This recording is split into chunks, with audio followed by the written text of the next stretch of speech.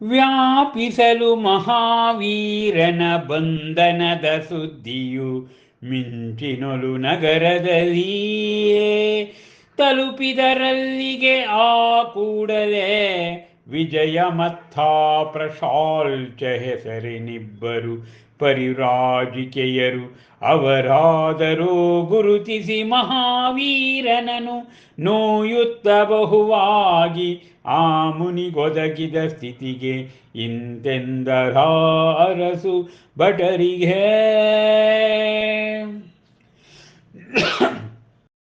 ಭಟರೇ, ಅರಿಯದಿಹಿರಿ ನೀವು ಅದೆಂತಹ ತಪ್ಪನ್ನು ಎಸಗುತಿಹೊರೆಂದು. ಬಂಧಿಸಿಹಿರಿ ನೀವು ಮುನಿ ಮಹರ್ಷಿಯನು ಹಿಡಿಯುವಂತೆ ಬಲೆಯಲಿ ಗಾಳಿಯನು. ಪ್ರಭಾವಿತರಾಗಿಹರು ಇವರಿಂದ ನರ ಮಾತ್ರವಲ್ಲದೆ ಆ ದೇವದಾನವರು ಆಗಿರುವರು. ತೀರ್ಥಂಕರರ ಪ್ರಕೃತಿ ಧರಿಸಿದ ನಿರ್ಘ್ರಂಥ ಮಹಾವೀರರು ಅಂತೆ ಮಣಿವವರಿಗೆ ಆ ದೇವೇಂದ್ರಾದಿ ಸುರರು ಆಲಿಸರೊಡನೆ ಅವರ ಮಾತನು ಅಂಜಿ ನಡುಗಿದರ ಕಾವಲು ಪಡೆಯವರು ಒಡನೆ ಬಿಡಿಸಿ ಅವನ ಕಟ್ಟನು ಯಾಚಿಸಿದರು ಕ್ಷಮೆಯನು ಇಡುತ್ತ ಕಣ್ಣೀರನು.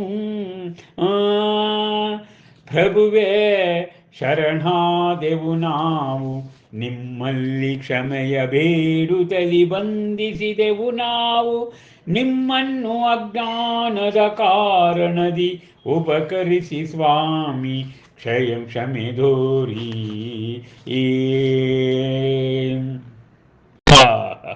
ಮಹಾವೀರ ಮಹಾದರ್ಶನದ ಕೇವಲ ಜ್ಞಾನ ಕಲ್ಯಾಣ ಸಂಪುಟದ ಸೋಪಾನ 12ರ ಕಾವ್ಯವಾಚನ ಮತ್ತು ವ್ಯಾಖ್ಯಾನವಾಗುತ್ತಿದೆ. ಮಹಾವೀರ ಮುನಿಯನ್ನ ಬಂಧನ ಮಾಡಿದ್ದ ವಿಚಾರ ಆ ಮಿಂಚಿನಂತೆ ಎಲ್ಲ ನಗರಗಳಿಗೂ ತಲುಪಿತು. ಆ ಕೂಡಲೇ ವಿಷಯ ತಿಳಿದ ವಿಜಯ ಮತ್ತು ಪ್ರಶಲ್ಫ ಎಂಬ ಪರಿರಾಜಿಕೆಯರು, ಜೈನ ಸನ್ಯಾಸಿನಿಯರು, ಅವರ ಮಹಾವೀರನನ್ನು ಗುರುತಿಸ್ತಾರೆ. ಆ ಮಹಾಮುನಿಗೆ ಒದಗಿದ ಸ್ಥಿತಿಯನ್ನು ನೋಡಿ ಆ ಅರಸು ಭಟರಿಗೆ ಹೇಳ್ತಾರೆ ಅಂತೆ, ಭಟರೇ, ನಿಮಗೆ ಗೊತ್ತಿಲ್ಲ ಇದು ಅದೆಂತಹ ತಪ್ಪನ್ನು ಎಸಗಿದಿರಿ ಅಂಥೇಳಿ. ನೀವು ಈ ಮುನಿ ಮಹರ್ಷಿಯನ್ನು, ಜಿನಮುನಿಯನ್ನು, ಆ ಮಹರ್ಷಿಯನ್ನು ನೀವು ಗಾಳಿಯನ್ನು ಬಲೆಯಲ್ಲಿ ಹಿಡಿಯಲಾದೀತೆ, ಹಾಗೆ ನೀವು ಅವರನ್ನು ಬಂಧನ ಮಾಡಿದ್ದೀರಿ. ಇವರಿಂದ ನರ ಮಾತ್ರ ಅಲ್ಲ, ಇವರು ನರಪೂಜ್ಯರೂ ಹೌದು. ಆ ನರೇಂದ್ರ, ನರರಿಗೆಲ್ಲ ಇಂದ್ರ ಆಯ್ತಾ, ಅದು ದೇವತೆಗಳಿಗೂ ಕೂಡ ಪೂಜ್ಯರಾಗಿದ್ದಾರೆ. ಇವರು ತೀರ್ಥಂಕರ ಪ್ರಕೃತಿ ಧರಿಸಿದ ನಿರ್ಗ್ರಂಥ ಮಹಾಮುನಿಗಳು. ಇದೇ ಆತ್ಮ ತೀರ್ಥಂಕರನಾಗ್ತದೆ.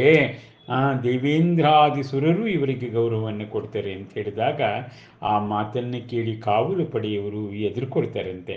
ಕೊನೆಗೆ ಅವರ ಕಟ್ಟಿದ ಬಂಧನವನ್ನು ಬಿಚ್ಚಿ ಕ್ಷಮೆಯನ್ನೇ ಯಾಚಿಸ್ತಾರೆ ಕಣ್ಣೀರಿನಲ್ಲಿ.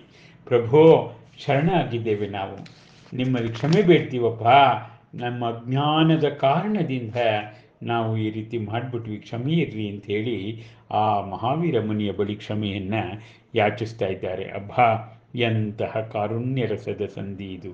ಅಬ್ಬಬ್ಬಬ್ಬಬ್ಬಬ್ಬ.